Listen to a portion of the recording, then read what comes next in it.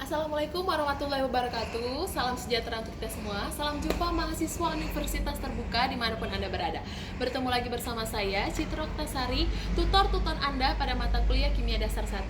Adapun pada sesi kali ini kita telah sampai pada sesi ke-7. Saya berharap kepada seluruh mahasiswa untuk dapat aktif dengan mengisi kehadiran, menjawab tugas ketiga, dan mengerjakan diskusi 7.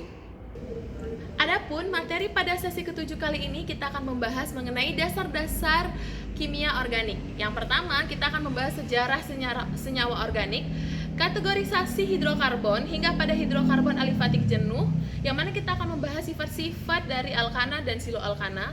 Lalu pada hidrokarbon alifatik tak jenuh, kita akan membahas sifat-sifat alkena dan alkuna, hidrokarbon aromatis, tata nama senyawa hidrokarbon, isomerisasi senyawa hidrokarbon, isomerisasi pada senyawa hidrokarbon hingga pada gugus alkohol yang terdiri dari gugus ester, karbonil, dan fenol. Saya sangat berharap kepada seluruh mahasiswa untuk dapat mengerjakan diskusi 7 dan juga menyelesaikan tugas ketiga di awal waktu agar memiliki waktu untuk perbaikan. Bila mahasiswa memiliki kesulitan, mahasiswa dapat menggunakan fitur chat pada e-learning untuk bertanya langsung kepada tutor.